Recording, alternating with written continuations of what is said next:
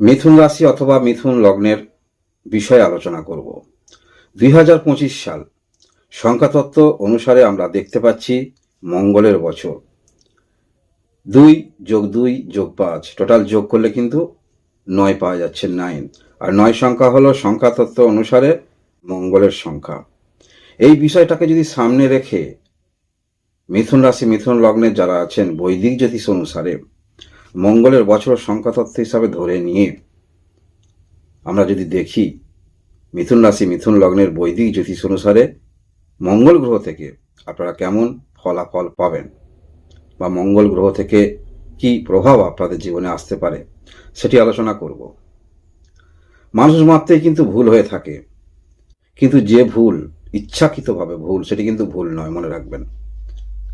তাই এই 2025 সালে ইচ্ছাকৃতভাবে কোনো যদি ভুল আপনি করেন, অর্থাৎ আপনি জেনে বুঝে করছেন যেটি করা ঠিক নয়, সেখান থেকে বিরত থাকার চেষ্টা রাখবেন। এবং আপনার নিজস্ব জন্মকুণ্ডলী অনুসারে এটিও দেখা যাচ্ছে কোনো কিছু ক্ষেত্রে আপনারা যথেষ্ট মনোনিবেশ নিয়ে কাজ করবেন, কিন্তু যখন ক্রেডিট পাওয়ার বিষয়, ফল পাওয়ার বিষয়, সেখান থেকে নিজেকে সরিয়ে রাখবেন। মিথুন রাশি মিথুন লগ্নের যারা আছেন কোনো কিছু ক্ষেত্রে পাওয়ার যথেষ্ট আকাঙ্ক্ষা আপনার মনের মধ্যে তৈরি হবে।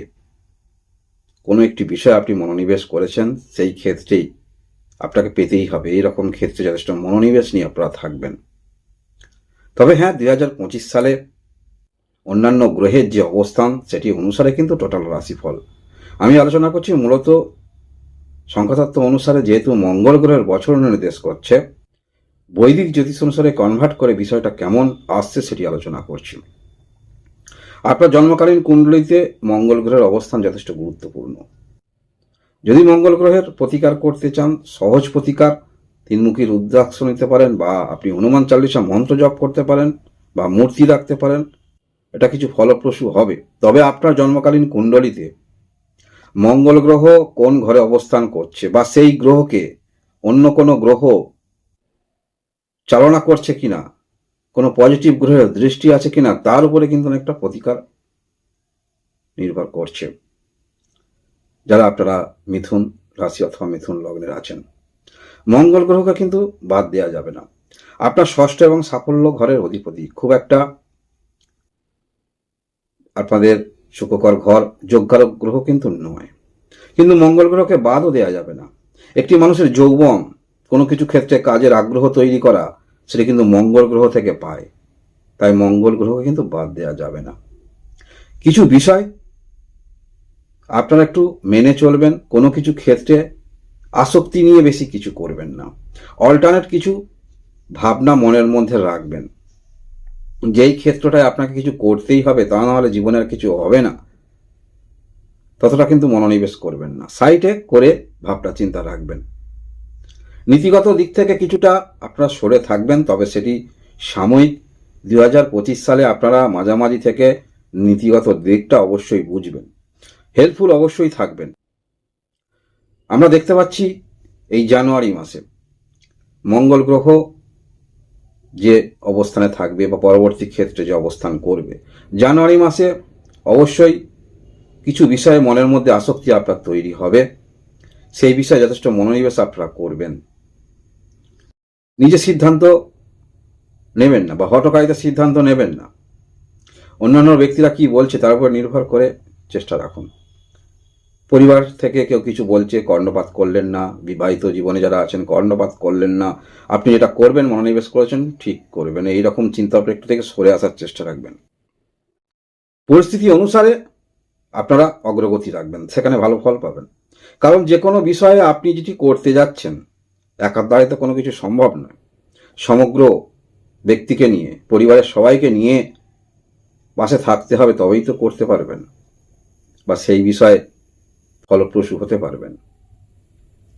এর পরবর্তী ক্ষেত্রে আমরা দেখব মার্চ থেকে জুন মাস পর্যন্ত এই বিষয়টা আপনার কথার মধ্যে যথেষ্ট অ্যাগ্রেসিভ কথাবার্তা দেখতে পাবো। অবশ্যই আপনারা বিনিয়োগের দিকে বেশি আপনার মনোনিবেশ থাকবে যারা আর্থিক সম্পন্ন ব্যক্তি আছেন। তবে এখানে যে বিনিয়োগ করলে আপনার লস হবে তেমন নয়। দূরবর্তী দিকে আপনারা বিজনেস করবেন, ভালো ফলপ্রসূ পেতে পারেন। কারণ কি? কারণ মঙ্গল গ্রহ এই যে ঘরে গোচর করবে, সারাটা বছরই গোচর করবে। যদি আপনার যেখানে মঙ্গল গ্রহ অবস্থান করবে সেখানে দেবগুরু বৃহস্পতির যদি দৃষ্টি থাকে, বা যেখানে মঙ্গল গ্রহের নেগেটিভ দৃষ্টি থাকবে সেখানে যদি শুভ গ্রহের দৃষ্টি থাকে, তাহলে আপনার সেই ঘরের নেগেটিভিটি একটা কিন্তু দূর করবে, মনে রাখবেন। তাই আমরা মার্চ থেকে জুন মাসের মধ্যে কিছু প্রাপ্তিযোগও আপনার থাকছে। যারা লটারিতে ইন্টারেস্ট রাখেন, ফাটকা কিছুতে হঠাৎ করে অর্থ আপনারা পেতে পারেন। তবে মনে রাখবেন, যারা সচরাচর সাধারণ মানের ব্যক্তি আছেন, এই সমস্ত রিস্কে বেশি আপনারা পছন্দ করেন না, তাহলে অবশ্যই দূরবর্তী দিকে ইনভেস্ট করতে পারেন, সেখানে ভালো ফল আপনারা পেতে পারেন বা পেতে চলেছেন। এর পরবর্তী দিকটা আমরা দেখব জুন থেকে জুলাই মাস। এই ক্ষেত্রটায় যথেষ্ট মনের মধ্যে আকাঙ্ক্ষা তৈরি হবে, যে কোনো কাজের ক্ষেত্রে অগ্রগতি আমরা দেখতে পাবো, এবং সমস্ত ক্ষেত্রেই অবশ্য গুছিয়ে পরিপাটি করে করতে দেখা যাবে। অর্থাৎ দূরবর্তী দিকে আপনারা তাকিয়ে করবেন, কোনো কিছু ভুল যাতে না হয় বারংবার, সেটা কিন্তু আপনারা দেখছেন। হ্যাঁ, ভাগ্যের কিছুটা সহায়তা আপনারা পাবেন, কারণ অন্যান্য গ্রহের যে অবস্থান থাকবে ভাগ্যের সহায়তা পাবেন, সেটি বলা যেতে পারে। একটি দিক আপনারা চয়ন করতে পারবেন, কোন দিকে আপনি পরবর্তী ক্ষেত্রে যেতে চান, অগ্রগতি রাখতে চান, উচ্চশিক্ষা ক্ষেত্রে যেতে চান, সেক্ষেত্রে একটি দিক পরিচালনা করতে পারবেন, যেটা আপনার ক্ষেত্রে ফলপ্রসূ হতে চলেছে বা হতে পারে জুন থেকে জুলাই মাস। এর পরবর্তী আমরা দেখব আগস্ট মাসের দিকটা। এই যে ক্ষেত্রটায় কিছু ক্ষেত্রে বিবাহিত জীবনে সমস্যা হতে পারে, তবে সমাধান আপনি করে নিতে পারবেন। বিভিন্ন ব্যক্তির উৎস থেকে বেশি কথা নেবেন না, বা আপনাদের যে বিষয়টা হয়েছে পরামর্শ নিতে পারেন, যে ব্যক্তি সুপরামর্শ দেবেন সেখান থেকে নিতে পারেন। নতুন বিজনেস ক্ষেত্রের মধ্যেও আপনারা আসতে চলেছেন বা আসতে পারেন এই আগস্ট মাসের দিকটা। পারিবারিক ক্ষেত্রে সিদ্ধান্ত যেগুলি নেবেন একটু চিন্তা ভাবনা করে নেওয়ার চেষ্টা রাখবেন। এর পরবর্তী ক্ষেত্রে আমরা দেখব সেপ্টেম্বর মাসের দিকটা। মনের মধ্যে যথেষ্ট আপনার একটি উন্মাদনা থাকবে, যে কোনো ক্ষেত্রে আপনি রয়েছেন সেই কাজের মধ্যে কিছু আপনাকে করতে হবে, অগ্রগতি রাখতে হবে। অর্থাৎ মনের মধ্যে একটা ডবল উত্তেজনা আমরা দেখতে পাবো, যে কোনো ক্ষেত্রে আপনি থাকুন না কেন বা যে বয়সে আপনি থাকুন না কেন। কারণ মঙ্গল যৌবনকারক গ্রহ, মনের মধ্যে উদ্দীপনা তৈরি করে প্রত্যেকটা ব্যক্তির মধ্যেই। সেটাও কিন্তু আমরা দেখতে পাবো সেপ্টেম্বর মাসের দিকটা। এর পরবর্তী ক্ষেত্রে নভেম্বর মাসের দিকটা, সেক্ষেত্রে কিছুটা হলেও আপনার দুশ্চিন্তা তৈরি হবে, যে বিষয়ে আপনি অগ্রগতি রেখেছেন, বা যারা বিদেশে থাকেন সেখানে একটু দুশ্চিন্তা আপনাদের তৈরি হতে পারে। মনের মধ্যে নেগেটিভ বিষয়গুলো বেশি মনের মধ্যে নিয়ে একটু চঞ্চলতা মনের মধ্যে আমরা দেখতে পাবো, ব্যতিগ্রস্ত দেখতে পাবো। এর পরবর্তী ক্ষেত্রে ডিসেম্বর মাসের দিকটা, সেক্ষেত্রে আপনারা যারা বিবাহিত আছেন, আপনার বিবাহিত সঙ্গী অথবা সঙ্গিনী ভালো কর্মক্ষেত্রের যোগাযোগ আসতে পারে, বা আপনারা দুজনেই কোনো রকম কিছু করতে চাইছেন, সেক্ষেত্রেও আমরা দেখতে পাবো। তবে হ্যাঁ, বিবাহিত বিষয়ে কোনো রকম সমস্যা হলে সেটি অবশ্যই ধীর মস্তিষ্কে চিন্তা ভাবনা করে অগ্রগতি রাখার চেষ্টা রাখবেন। জুন মাসের পরের দিকটা দেবগুরু বৃহস্পতির অবস্থান ভালো থাকছে, যার ফলে কোনো রকম অপ্রীতিকর ঘটনা আপনারা এড়িয়ে যেতে পারবেন, আপনার রাশিতে প্রবেশ করবে। কারণ এই যে মঙ্গল গ্রহ নিয়ে আলোচনা করছি, অন্যান্য গ্রহ দয় যে অবস্থান থাকবে সেই অনুসারে কিন্তু রাশিফল। মঙ্গল গ্রহ থেকে কি প্রভাব আসতে পারে, যেহেতু সংখ্যাতত্ত্ব অনুসারে মঙ্গল গ্রহের বছর নির্দেশ করছে, সেটি আলোচনা করছি। কিন্তু অন্যান্য গ্রহের অবস্থান অনুসারে ফলের তারতম্য অবশ্যই হবে। মাসভিত্তিক রাশিফল দেখবেন, সেখানে পুঙ্খানুপুঙ্খ জানতে পারবেন। এবং এই 2025 সালে শনি গ্রহ ঘর পরিবর্তন করছে, দেবগুরু বৃহস্পতি 2বার ঘর পরিবর্তন করবে। আমরা অনেক কিছু পরিবর্তন দেখতে পাবো, তার মধ্যে মঙ্গল গ্রহের কি প্রভাব নিয়ে আসতে পারে সেটি আলোচনা করলাম। নিজের প্রতি আস্থা রাখবেন যে কোনো বিষয়ে, কারণ যদি কনফিডেন্স নিয়ে না চলেন যে কোনো ক্ষেত্রে, সেখানে আপনি তো পিছিয়ে যাবেন।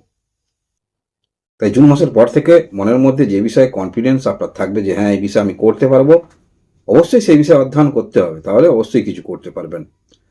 আর মঙ্গল গ্রহের নেগেটিভিটি দূর করার জন্য সাধারণ যে প্রতিকার সেটি করতে পারেন।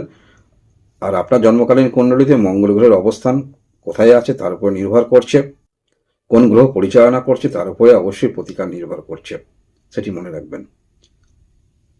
আপনারা সবাই ভালো থাকুন, আনন্দ থাকুন। ধন্যবাদ।